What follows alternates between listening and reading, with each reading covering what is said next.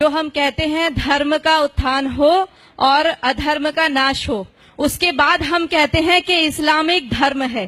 तो सबसे बड़ा तो अपने दिमाग से ये पर्दा हटा दीजिए कि इस्लाम कोई धर्म है। ये बिल्कुल शुद्ध एक राजनैतिक आंदोलन है जो कि अरब से चला है और पूरे उसमें घूम रहा है। वो राजनीतिक सत्ता को प्राप्त करने के लिए कुछ भी कर सकते हैं। दूसरी बात मैं आपको ये कहना चाहती हूँ, देखिए हर मुसलमान जो है अपने आप को आदर्श मानता है कि मोहम्मद को, वो अपने आगे मोहम्मद लिखता भी है, तो वो मोहम्मद जैसा बनना चाहता है। मैं आपसे बस ये विनती करती हूँ कि आप एक बार मोहम्मद का चरित्र जरूर पढ़ें।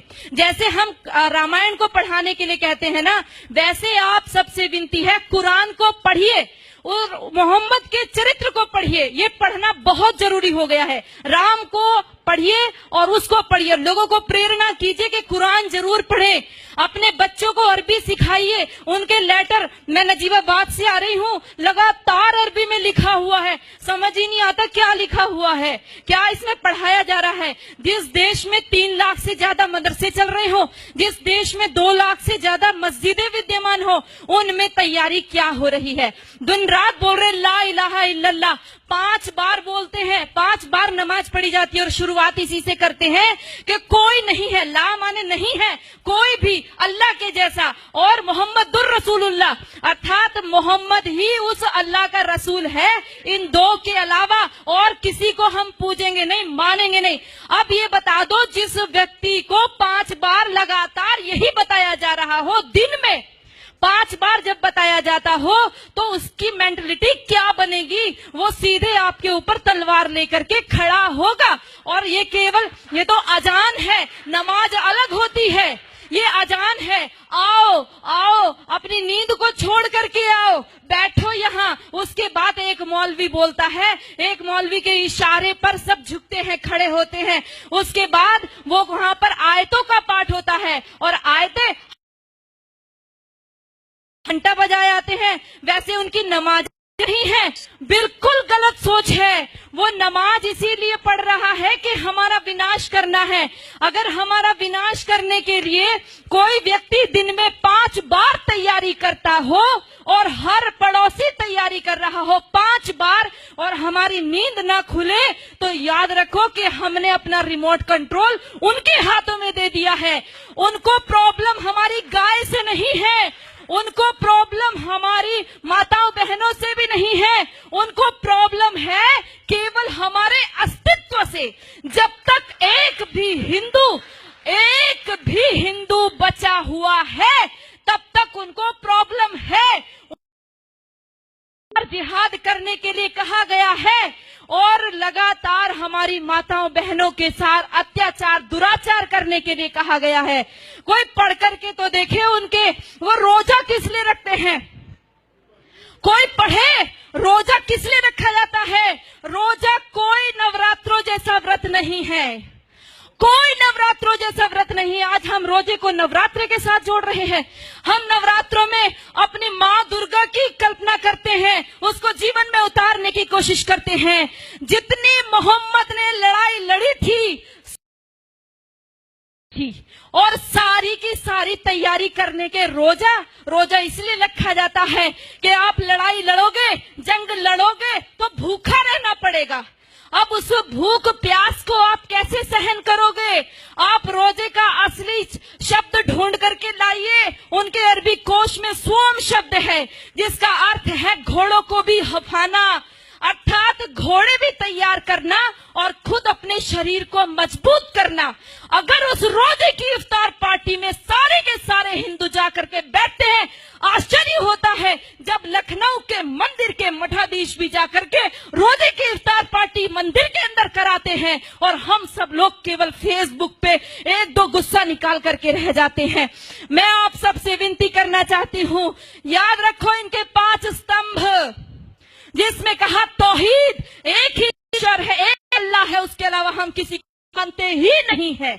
हम कहते सर्वधर्म संभाव। अरे लानत हमारे ऊपर, 1400 साल जिन लोगों ने केवल कत्लेआम मचाया हो, आज भी हम उनको हैं, वो अल्लाह के अलावा और किसी को स्वीकार नहीं करेंगे। वो हर स्तर पर करेंगे, वो दाढ़ी रख करके भी करेंगे, वो पैंट शर्ट पहन के करेंगे, वो अरबी बोल करके करेंगे, वो हिंदी बोलेंगे, वो इंग्लिश बोलेंगे, लेकिन उनका स्पष्ट है काफिर जिंदा है, अल्लाह का काम रुक। और जो लोग कहते हैं, जिन्होंने बोला रघुपति राघव राजा राम पतित पावन सीताराम, और अगली पंक्ति जोड़ दी ईश्वर अल्लाह तेरो नाम, लानत है हमारे ऊपर। हमने कभी पढ़ करके नहीं देखा अल्लाह कहते किसको है। हमने ईश्वर के बराबर अल्लाह को रख दिया। अरे हमारा ईश्वर दयालु है, कृपा करता है, परंतु अल्लाह का आदेश है। कहाँ पढ़ोगे?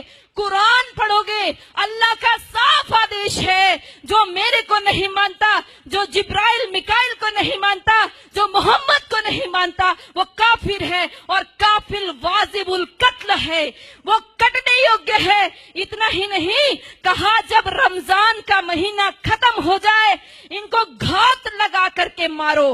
पढ़ो सूरा तौबा, पढ़ो सूरा अल बकरा, सारी की सारी कुरान की सारी ये आयतें पढ़ करके देखो, आपको साफ स्पष्ट पता चल जाएगा। हम सोचते हैं कि उनकी हज यात्रा, हम सोचते हैं उनकी हज यात्रा हमारी अमरनाथ यात्रा जैसी है। अरे पढ़ो भाइयों, यदि उनकी हज यात्रा हमारी अमरनाथ जैसी होती तो वहां पर सब लोग जा सकते थे, केवल मुसलमान ही क्यों जाते हैं? आज उनके ऊपर वो वहां से हमारे भाई पैसा भेजते हैं और वहां से वो अपनी सभ्यता को भेजते हैं। उनको कोई एम्बेसी में राजदूत भेजने की आवश्यकता नहीं है कि भारत में आप हमारे अरबी कल्चर का प्रचार कीजिए। ये सारे बढ़ाए हुए दाढ़ी, ये सारे ऊंचा पजामा और नीचा कुर्ता पहन करके सारे वहां से सीख करके आते हैं, पर आकर के सिखाते हैं। याद रखो, मिटेगा ये धर्म और आबरू भी जाएगी, तुम्हारे नाम से दुनिया को शर्म आएगी। यदि आज नहीं जागे तो कोई हमारे बचाने वाला नहीं है। ये नमाज खिलाफत का मिनी ट्रायल है। ये नमाज इसलिए कहता है कि एक खलीफा बैठाएंगे और उसका राज चलेगा। ये पहले भी हमारा देश आजादी के लिए जूझ रहा था और सारा मुस्लिम जगत खलीफा के लिए जूझ रहा था। इतिहास पढ़ करके देखो, मालाबार में जो युद्ध हुआ, हमारे लोग जो मारे गए वहां की महिलाओं के साथ, क्योंकि खिलाफत आंदोलन फेल हो गया। टर्की में खलीफा था, उसकी खलीफाई चली गई, खलीफा छोड़ करके इंग्लैंड भाग गया। वहां से इनको गुस्सा आया, आक्रोश हमारे हिंदू माताओं बहनों के ऊपर निकाला। वो जो लेडी रीडिंग को पत्र लिखा था हमारी हिंदू महिलाओं ने, कभी पढ़कर देखो। उन्होंने लिखा हमारी कितनी दुर्दशा हुई है। हमारे सामने हमारे बच्चों को, दूध मुहे बच्चों को भाले की नोक पर उछाल करके ऊपर टांग दिया गया। हमारी बेटियों माताओं के साथ में बलात्कार हुए। एक एक माता का बलात्कार करने के लिए 10-10 जिहादी थे, और वो 10-10 जिहादी के बीच में फंसी हुई महिला ये सोच रही थी किसके लिए दुख मनाऊं, अपने बेटे के लिए या मेरे शरीर के लिए, किसके लिए रोएंगे। दर्द को भी दर्द आएगा, वो ऐसी भयंकर स्थिति है। और ये केवल एक आकस्मिक घटनाएं नहीं है, ये सब